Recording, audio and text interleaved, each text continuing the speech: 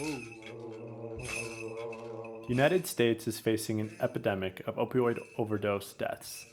From 2000 to 2015, more than 500,000 Americans died from drug overdoses.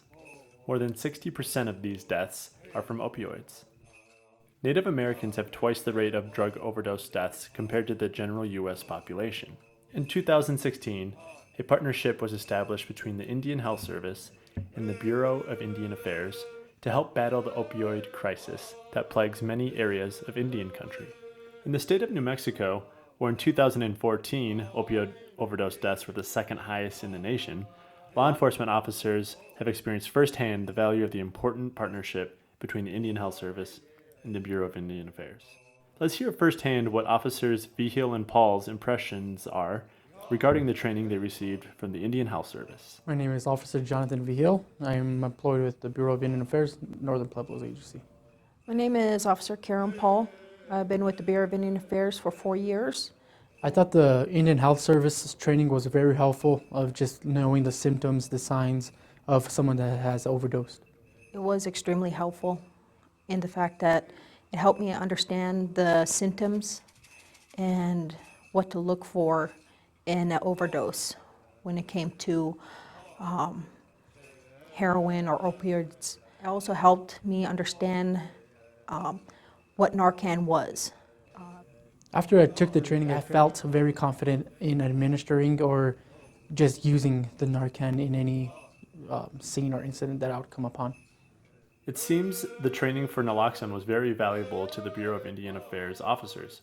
So how did it play out in real life? I was on the day of the incident, I was patrolling the Pueblo Picaris, which is in Taos County. Several minutes later, Taos County reached to me on the radio and asked if I would be able to respond to a unconscious male individual. We were just coming back, leaving a event in Nambe, Pueblo. When I arrived on scene, I pulled up to the residence and met with the mother and father of the male individual who was in his mid-20s. And they said that they tried to waking him up. He wasn't waking up. He wasn't hardly breathing. So when I finally found the address, I found the residence, a female exited the residence quickly. I got out of my car and she said that her son had is possibly overdose. So at that time I just grabbed my medical bag, which I keep my naloxone or Narcan in, and I proceeded inside the residence. So I ended up getting my Narcan. The male had very shallow breathing, was not responsive. I ended up getting him on his side to clear his airways. I took out one dose of Narcan, administered to the right nostril, and tried doing sternal rubs to get him awake. It wasn't working. I did that for about 30 minutes before I administered the second dose in the left nostril. He did awaken at that time.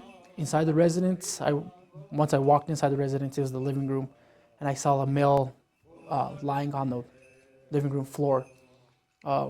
He was not responding to any commands. I was trying to shake him and wake him up. He wasn't responding. He was having very shallow breathing, and his skin color was a darkish, not darkish, but is a bluish. So at that time I administered naloxone or Narcan, and immediately after I gave him the nasal Narcan in his nostril, he immediately woke up and he started speaking. At that time EMS had showed up and they took over the scene at that time. The way the overdose occurred on that incident was by overdose of heroin. The overdose was accidental. Their son got in a vehicle accident a few months prior and had been taking painkillers. Law enforcement officers definitely have an important role in combating opioid overdose deaths. Some law enforcement officers still might be skeptical about their role in this area. What do our Bureau of Indian Affairs officers have to say about this? I think it is important for law enforcement officers to administer Narcan. One thing for other officers to know is just the signs and symptoms of a opiate overdose. What I would actually tell them is take the training, take the training, take the Narcan, use it, because it does save lives. And personally, I don't want that on my conscience of not having it, not having that training, not having it, and someone dying on me. Because one life is there, it needs to be saved. This story is just a small example of the overall success across the country in combating the opioid epidemic. By spreading awareness of the use of naloxone by law enforcement, we can do our part in combating this epidemic in our country.